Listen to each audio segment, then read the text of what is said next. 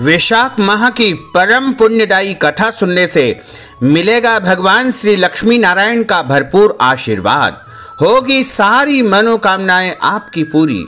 मित्रों, सादर जय श्री कृष्ण। हमारे YouTube चैनल में आप सभी का बहुत बहुत स्वागत है। मैं हूं आपके साथ आचार्य धर्मेंद्र शास्त्री। आज हम आपको वैशाख माह की कथा सुनाने जा रहे हैं। धर्म ग्रंथों में बताया गया है कि चैत्र माह की पूर्णिमा से लगाकर वैशाख माह की पूर्णिमा तक एक महीना वैशाख मास कहलाता है और प्रत्येक दिन प्रातःकाल सूर्योदय से पूर्व स्नान किया जाता है तथा इसकी कथा का श्रवण भी किया जाता है। जो कोई भक्तजन यदि सुबह जल्दी स्नान नहीं कर पाते हैं तो केवल वैशाख माह की कथा श्रवण कर लेंगे तो उनके जन्म जन्मांतर के पाप नष्ट हो जाएंगे और उनके पुण्यों का उदय हो जाएगा। और जब पुण्यों का उदय होगा तब उनके भाग्य का उदय हो जाएगा। यदि आप किसी प्रकार से वैशाख स्नान जल्दी नहीं कर सकते हैं या और किसी प्रकार से आप पुण्य कर्म नहीं कर सकते हैं तो केवल और केवल आपको यह कथा भी सुनना चाहिए, जिससे आपको परम पुण्य फल की प्राप्ति होगी। जब आपका पुण्योदय होगा तो आपका भाग्योदय होगा और जब भाग्योदय होगा तो जीवन में सुख शांति और समृद्धि का आगमन होने लगेगा। धर्म ग्रंथों में वैशाख माह को परम पुण्यदायी महीना कहा गया है और इसकी कथा अब हम आपको सुनाने जा रहे हैं। बोलिए लक्ष्मी नारायण भगवान की जय, शंकर भगवान की जय, काशी विश्वनाथ भगवान की जय। वैशाख माह की कथा में जो राजा महीरथ की कथा बताई गई है उसमें बताया गया है कि सबसे पहले यमराज कहते हैं कि ब्राह्मण, पूर्व काल की बात है, महीरथ नाम से विख्यात एक राजा थे। उन्हें अपने पूर्व जन्म के पुण्यों के फल स्वरूप प्रचुर ऐश्वर्य और संपत्ति प्राप्त हुई थी, परंतु राजा राज्य लक्ष्मी का सारा भार मंत्री पर रखकर स्वयं विषय भोग में आसक्त हो रहे थे। वे न प्रजा की ओर दृष्टि डालते थे और न धन की ओर। धर्म और अर्थ का काम भी कभी नहीं देखते थे। उनकी वाणी तथा उनका मन कामिनियों की क्रीड़ा में ही आसक्त था। राजा के पुरोहित का नाम कश्यप था। जब राजा को विषयों में रमते हुए बहुत दिन व्यतीत हो गए तब पुरोहित ने मन में विचार किया कि जो गुरु मोहवश राजा को अधर्म से नहीं रोकता वह भी उसके समान पाप का भागी होता है। यदि समझाने पर भी राजा अपने पुरोहित के वचनों की अवहेलना करता है तो पुरोहित निर्दोष हो जाता है। उस दशा में राजा ही सारे दोषों का और पापों का भागी माना जाता है। कश्यप कहते हैं कि राजन, मैं तुम्हारा गुरु हूं, अतः धर्म और अर्थ युक्त मेरे वचनों को सुनो। राजा के लिए यही सबसे बड़ा धर्म है कि वह गुरु की आज्ञा में रहे। गुरु की आज्ञा का आंशिक पालन भी राजाओं की आयु, लक्ष्मी तथा सौख्य को बढ़ाने वाला है। तुमने दान के द्वारा कभी ब्राह्मणों को तृप्त नहीं किया है, भगवान श्री हरि विष्णु की आराधना नहीं की है, कोई व्रत नहीं किया है, तपस्या तथा तीर्थ यात्रा भी नहीं की है। हे महाराज, कितने खेद की बात है कि तुमने काम के अधीन होकर कभी भगवान के नाम का स्मरण नहीं किया है, अबलाओं की संगत में पड़कर विद्वानों की संगति नहीं की है। जिसका मन स्त्रियों ने हर लिया है उसे अपनी विद्या, तपस्या, त्याग, नीति तथा विवेकशील चित्त से क्या लाभ हुआ है।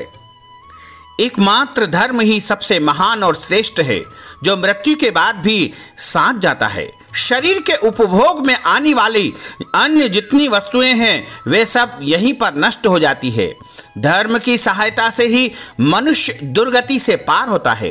हे राजेंद्र, क्या तुम नहीं जानते हो, मनुष्यों के जीवन का विलास जल के उत्ताल तरंगों के समान चंचल एवं अनित्य है, जिनके लिए विनय ही पगड़ी एवं मुकुट है, सत्य और धर्म ही कुंडल है तथा त्याग ही कंगन है।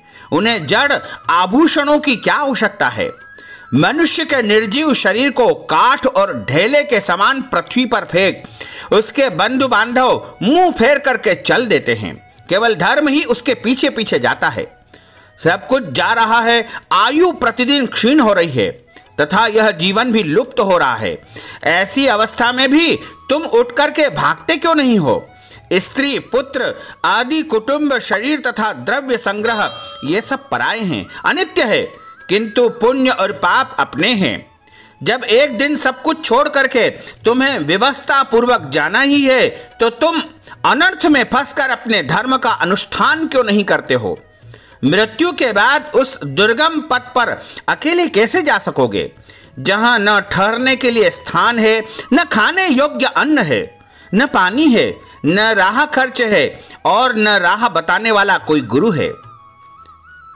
यहां से प्रस्थान करने के बाद तुम्हारे पीछे कोई भी नहीं जाएगा, केवल पाप और पुण्य जाते समय तुम्हारे पीछे पीछे जाएंगे। अतः तुम आलस्य छोड़ करके वेदों तथा स्मृतियों में बताए हुए देश और कुल के अनुरूप हितकारक कर्म का अनुष्ठान करो। धर्म मूलक सदाचार का सेवन करो। धर्म और काम भी यदि धर्म से रहित हो तो उनका परित्याग कर देना चाहिए। दिन रात इंद्रिय विजय रूपी योग का अनुष्ठान करना चाहिए, क्योंकि जितेंद्रिय राजा ही प्रजा को अपने वश में रख सकता है। लक्ष्मी अत्यंत प्रगल्भ रमणी है और कटाक्ष के समान चंचली होती है। विनय रूपी गुण धारण करने से ही वह राजाओं के पास दीर्घ काल तक ठहरती है।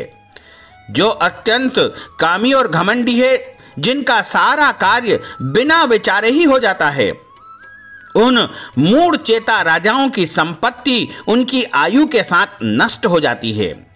व्यसन और मृत्यु, इनसे व्यसन को ही कष्टदायक बताया गया है। व्यसन में पड़े हुए राजा की अधोगति होती है। जो व्यसन से दूर रहता है वह स्वर्ग लोक को चला जाता है। व्यसन व दुख विशेषतः काम से ही उत्पन्न होते हैं, अतः काम का परित्याग करो। पापों में फंस जाने पर वैभव एवं भोग स्थिर नहीं रहते हैं, वे शीघ्र ही नष्ट हो जाते हैं। चलते, रुकते, जागते और सोते समय भी जिसका चित्त विकार में संलग्न नहीं रहता, वह जीते जी मृत्यु तुल्य माना जाता है। विद्वान पुरुष विषय चिंता छोड़ करके समता पूर्ण, स्थिर एवं व्यावहारिक युक्ति से परमार्थ का साधन करते हैं। जीव का चित्त बालक की भांति चपल होता है, अतः उससे बलपूर्वक कार्य करवाना चाहिए। हे राजन, धर्म के तत्वदर्शी वृद्ध पुरुषों की बुद्धि का सहारा ले परा बुद्धि के द्वारा अपने कुपथगामी चित्त को वश में करना चाहिए। लौकिक धर्म, मित्र, भाई, बंधु, हाथ पैरों का चलना, देशांतर में जाना, शरीर में क्लेश उठाना तथा तीर्थ के लिए प्रयत्न करना आदि कोई भी परम पद प्राप्ति में सहायता नहीं कर सकते हैं। केवल परमात्मा में मन लगा करके उनका जाप करने से ही उस पद की प्राप्ति होती है। इसलिए हे राजन, विद्वान पुरुष को उचित है कि वह विषयों में प्रवृत्त हुए चित्त को रोकने के लिए यत्न करे। रत्न से वह अवश्य ही वश में हो जाता है। यदि मनुष्य मोह में पड़ जाए, स्वयं विचार करने में असमर्थ हो जाए, तो उसे विद्वान सुहृदों के पास जाकर के प्रश्न करना चाहिए। वे पूछने पर यथोचित कर्तव्य का उपदेश देते हैं। कल्याण की इच्छा रखने वाले को हर एक उपाय से काम और क्रोध का निग्रह करना चाहिए, क्योंकि वे दोनों कल्याण का विघात करने के लिए उद्यत रहते हैं। हे राजन, काम बड़ा बलवान है, वह शरीर के भीतर रहने वाला महान शत्रु है। श्रेय की अभिलाषा रखने वाले पुरुष को उसके अधीन नहीं बोलना चाहिए। अतः विधि पूर्वक पालन किया हुआ धर्म ही सबसे श्रेष्ठ है। इसलिए तुम धैर्य धारण करके धर्म का ही आचरण करो। यह श्वास बड़ा चंचल है, जीवन उसी के अधीन है। ऐसी स्थिति में भी कौन मनुष्य धर्म के आचरण में विलंब करेगा? हे राजन, जो वृद्धावस्था को प्राप्त हो चुका है, उसका चित्त भी इन निषिद्ध विषयों की ओर से नहीं हटता जाए। यह कितने शोक की बात है, पृथ्वीनाथ, इस काम के मोह में पड़कर तुम्हारी सारी उम्र व्यर्थ में व्यतीत हो गई है। अब भी तो अपने हित साधनों में लग जाओ। राजन, तुम्हारे लिए सर्वोत्तम हित की बात मैं कहता हूं, क्योंकि मैं तुम्हारा पुरोहित हूं और तुम्हारे भले बुरे कर्मों का भागी हूं। मुनीश्वरों ने ब्रह्म हत्या, सुरापान, चोरी, गुरु पत्नी गमन आदि महापातक बताए गए हैं। उनमें से मनुष्यों द्वारा वर्ण मन, वाणी और शरीर से किए हुए जो पाप है उन्हें वैशाख मास समाप्त कर देता है। जैसे सूर्य अंधकार का नाश करता है, वैसी प्रकार वैशाख मास पाप रूपी महान अंधकार को सर्वथा नष्ट कर डालता है। इसलिए तुम विधि पूर्वक वैशाख का व्रत का पालन करो। हे राजन, मनुष्य वैशाख मास की विधि के अनुष्ठान द्वारा होने वाले पुण्य के प्रभाव से जन्म भर के किए हुए घोर पापों का परित्याग करके इस संसार में महान सुखों को प्राप्त करता है और अंत समय में परम धाम को प्राप्त करता है। इसलिए हे राजन, तुम भी इस वैशाख मास में प्रतिदिन प्रातः काल स्नान करके विधि पूर्वक भगवान श्री नारायण मधुसूदन की पूजा करो। जिस प्रकार कूटने छांटने की क्रिया से चावल की भूसी छूट जाती है, मांजने से तांबे की कालिख मिट जाती है, उसी प्रकार शुभ कर्म अनुष्ठान करने से पुरुष के अंतःकरण का मल यानी पाप धुल जाते हैं। तब राजा बोले कि सौम्य स्वभाव वाले गुरुदेव, आपने मुझे वह अमृत पिलाया है जिसका आविर्भाव समुद्र से नहीं हुआ है। आपका वचन संसार रूपी रोग का निवारण तथा दुर्व्यसनों से मुक्त करने वाला द्रव्य भिन्न औषध है। आपने कृपा करके मुझे आज इस औषधि का पान कराया है। हे विप्रवर, सत्पुरुषों का समागम मनुष्यों को हर्ष प्रदान करने वाला है, उनके पाप को दूर भगाने वाला तथा जरा मृत्यु का अपहरण करने वाली संजीवनी बूटी है। इस पृथ्वी पर जो जो मनोरथ दुर्लभ पाए गए हैं वह सब यहाँ साधु पुरुषों के संग से प्राप्त हो जाते हैं। जो पापों का अपहरण करने वाली सत्संग की गंगा में स्नान कर चुका है, उसे दान, तीर्थ, सेवन, तपस्या तथा यज्ञ करने की क्या आवश्यकता है। हे प्रभु, आज के पहले मेरे मन में जो जो भाव उठते थे वे सब केवल काम सुख के प्रति लोभ उत्पन्न करने वाले थे, परंतु आज आपके दर्शन से तथा वचन सुनने से उनमें विपरीत भाव आ गया है। मूर्ख मनुष्य एक जन्म के सुख के लिए हजारों जन्म के सुख नष्ट करता है और विद्वान पुरुष का एक जन्म से हजारों जन्म बना लेते हैं। हाय हाय, कितने खेद की बात है कि मुझ मूर्ख ने अपने मन को सदा काम जनित रस के असास्वादन सुख में ही फंसाए रखने के कारण कभी कुछ भी आत्म कल्याण का कार्य नहीं किया है। ओहो, मेरा मन कैसा मोह है जिससे मैंने स्त्रियों के फेर में पड़कर अपनी आत्मा को घोर विपत्ति में डाल दिया है, जिसका भविष्य अत्यंत दुखमय है, जिससे पार पाना बहुत कठिन है। भगवान, आपने स्वतः संतुष्ट होकर अपनी वाणी से आज मुझे मेरी स्थिति का बोध करा दिया है। अब उपदेश देकर के मेरा उद्धार कीजिए।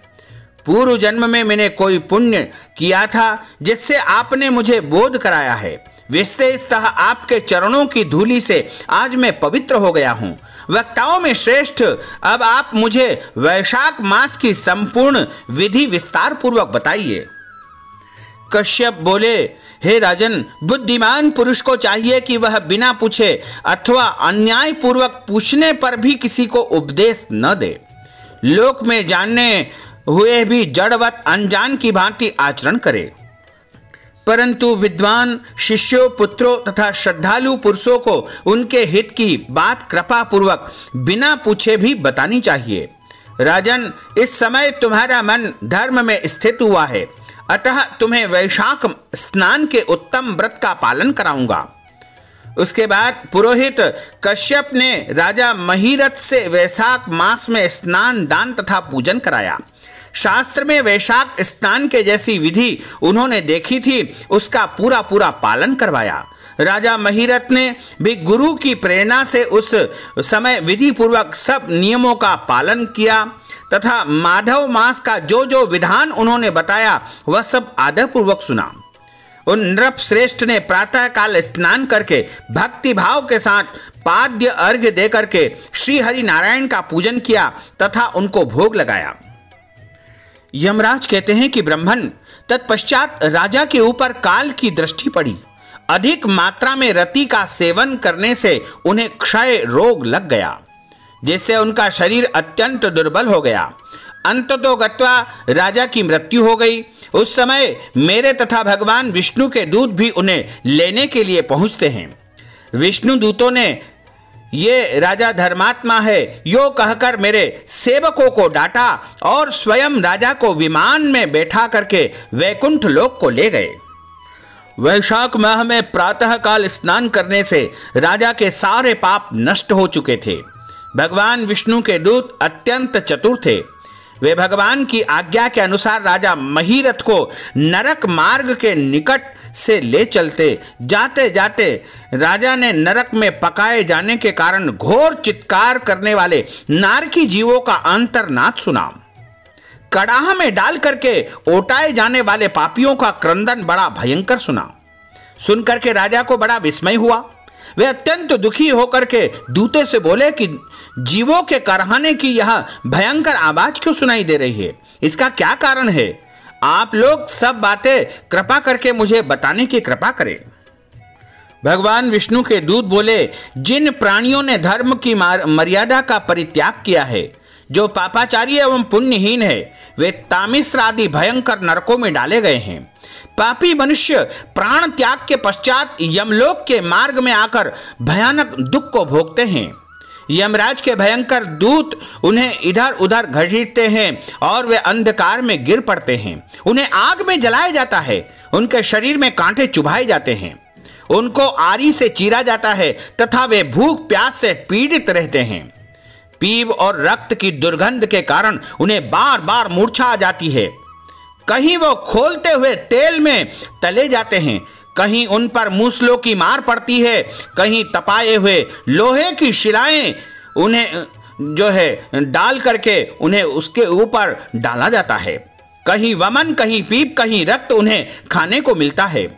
मुर्दों की दुर्गंध से भरे हुए करोड़ों नरक है, जहां शरपत्र वन है, शिलापात के स्थान है, जहां पापी शिलाओं पर पटके जाते हैं, तथा जहां की समतल भूमि भी आग से तपी हुई होती है। इसके सिवा गर्म लोहे के खोलते हुए तेल के, मैदा के तपे हुए स्तंभ तथा कूट शालबली नाम के नरक है।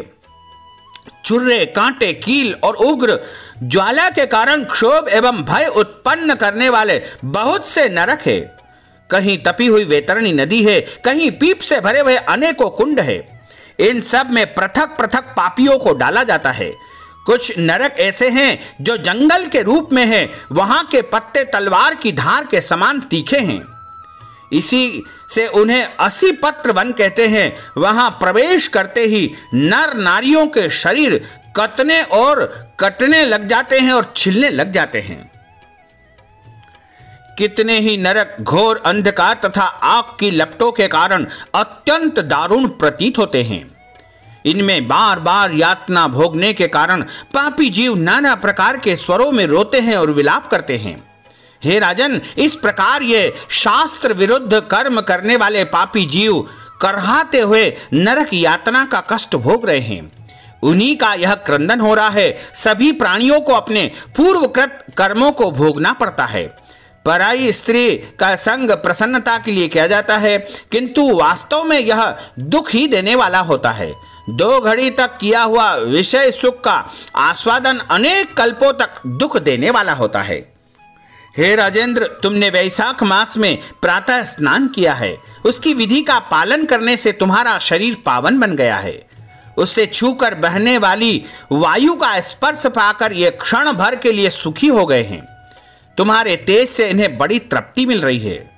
इसी से अब ये नरकवर्ती जीव करहाना छोड़ करके चुप हो गए हैं।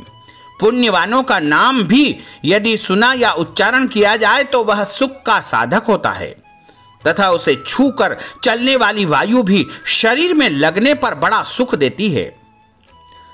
नामापि पुण्यशीलानाम श्रुतम सौख्याय कीर्तिनाम जायते तद्वपु स्पर्श वायु स्पर्श सुखावहा।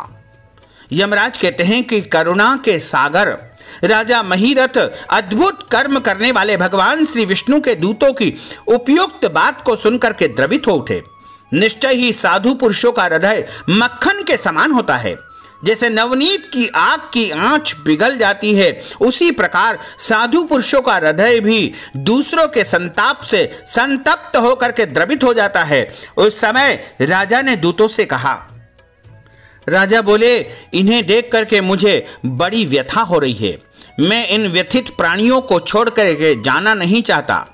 मेरी समझ में सबसे बड़ा पापी वही है जो समर्थ होते हुए भी वेदनाग्रस्त जीवों का शोक दूर न कर सके।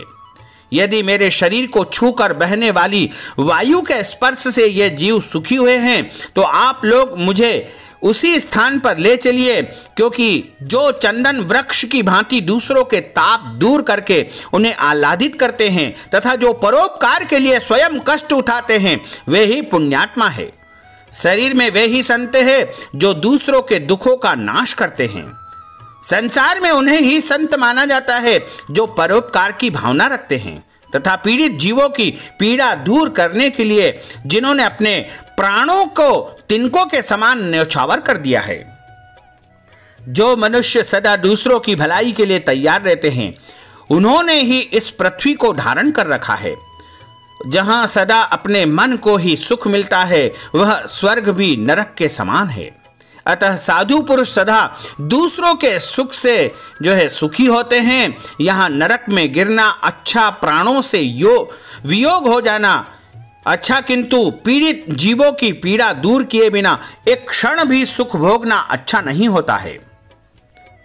दूत बोले, हे राजन, पापी पुरुष अपने कर्मों का ही फल भोगते हुए भयंकर नरक में पकाए जाते हैं।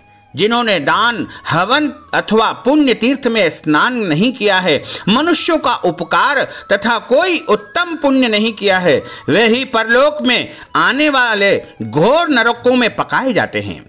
जिनका शील स्वभाव दूषित है, जो दुराचारी व्यवहार में निंदित, दूसरों की बुराई करने वाले एवं पापी है, वे ही नरकों में पड़ते हैं। पापी अपने मर्म भेदी वचनों से दूसरों का हृदय विदीर्ण कर डालते हैं तथा जो पराई स्त्री के साथ विहार करते हैं वे नरकों में पकाए जाते हैं।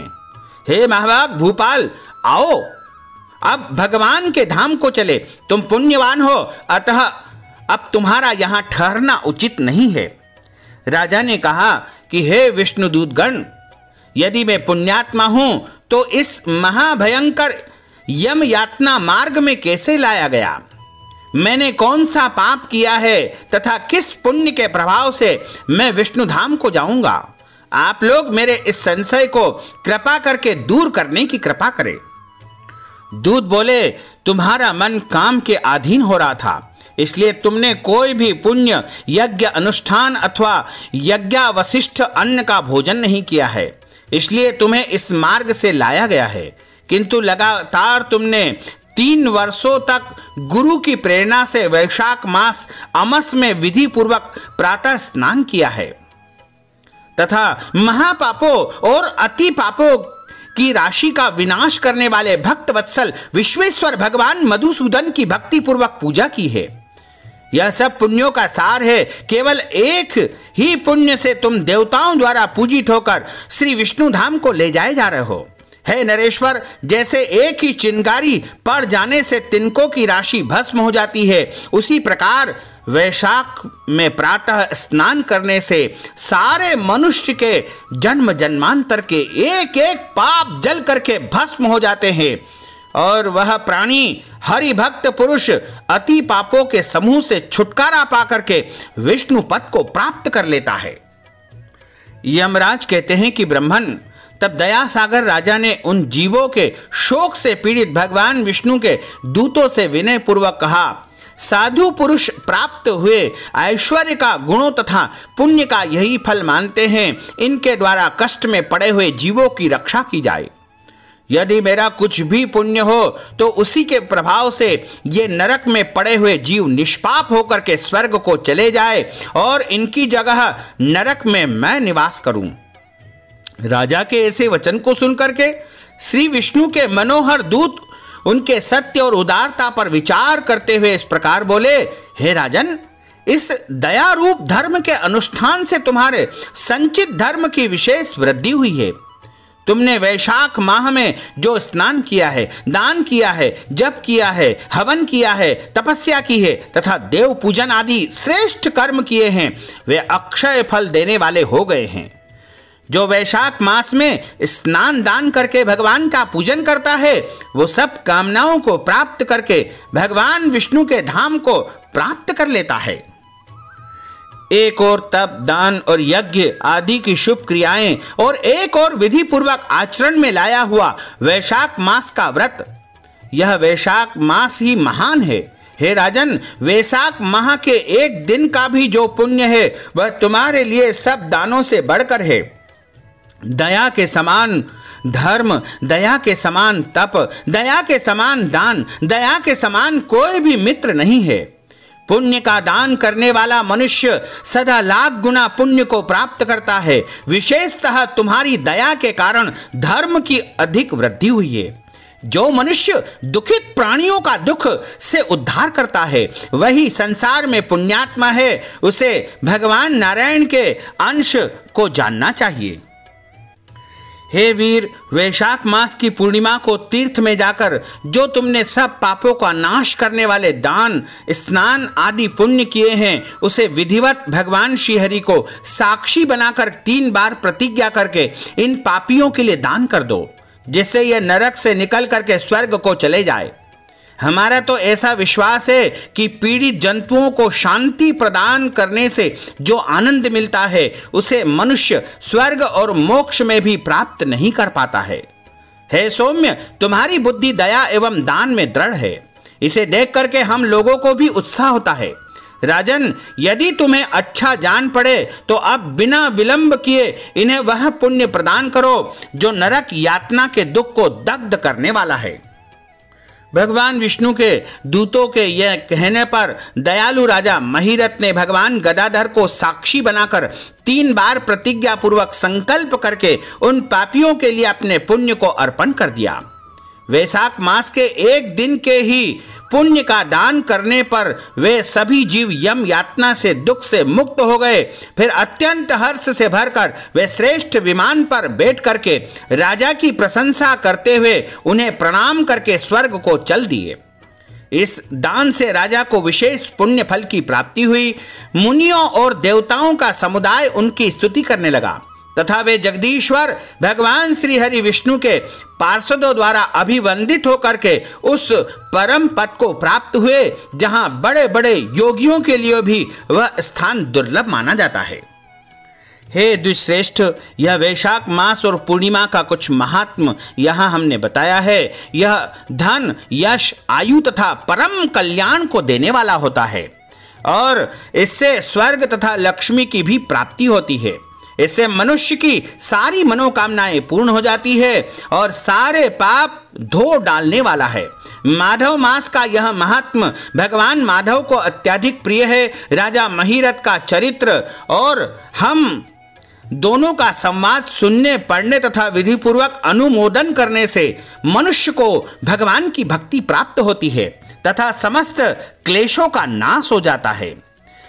सूत जी महाराज कहते हैं कि धर्मराज की यह बात सुनकर के वह ब्राह्मण उन्हें प्रणाम करके वहां से चला गया। उसने भूतल पर प्रतिवर्ष स्वयं तो वैशाख स्नान की विधि का पालन किया तथा दूसरों को भी वैशाख स्नान का पुण्य प्राप्त करवाने के लिए प्रेरित किया। यह ब्राह्मण और यम का संवाद ही मैंने आप लोगों से सुनाया है और जो एकाग्र चित्त होकर के इस संवाद को सुनता है उसके सारे पाप नष्ट हो जाते हैं और उसको जीवन में सभी प्रकार के सुखों की प्राप्ति हो जाती है तथा धर्म, अर्थ, काम, मोक्ष को प्राप्त करके अंत समय में वह भगवान के परम पद वैकुंठ लोक को प्राप्त कर लेता है। पद्म पुराणांतर्गत वैशाख स्नान महात्म्यम श्री कृष्णार्पणमस्तु। बोलिए श्री कृष्णचंद्र भगवान की जय। वैकुंठ नारायण भगवान की जय। लक्ष्मी नारायण भगवान की जय। अच्युतम केशवम राम नारायणम कृष्ण दामोदरम वासुदेवम हरे श्रीधरम माधवम गोपिका वल्लभम श्री जानकी नायकम श्री रामचंद्रम भजे। जानकी मनोहरम सर्वलोक नायकम श्री शंकरादिसेवितम पुण्य नाम कीर्तनम श्री राम राम राम राम राम राम नाम तायकम, राम कृष्ण वासुदेवा भक्ति मुक्तिदायकम, राम कृष्ण वासुदेवा भक्ति मुक्तिदायकम। बोलिए श्री लक्ष्मी नारायण भगवान की जय, श्री वृंदावन बिहारी लाल की जय, गोपाल कृष्ण भगवान की जय। नमः पार्वती पते हर हर महादेव हर। भक्तजनों, हमने आपको वैशाख माह की यह दिव्य और ज्ञानमयी कथा सुनाई है। इस ज्ञानवर्धक कथा को आप अधिक से अधिक लोगों को शेयर करिएगा, लाइक करिएगा और कमेंट बॉक्स में प्रभु का नाम अवश्य लिख दीजिएगा, जिससे आपको अद्भुत पुण्यों की प्राप्ति होगी। और हमारे इस वीडियो को अधिक से अधिक शेयर जरूर कर दीजिएगा। साथ ही यदि आपने अभी तक हमारे और आपके YouTube चैनल को सब्सक्राइब नहीं किया है तो अभी और इसी समय सब्सक्राइब अवश्य कर लीजिए। आपको और आपके पूरे परिवार को सादर जय श्री कृष्ण, सादर धन्यवाद।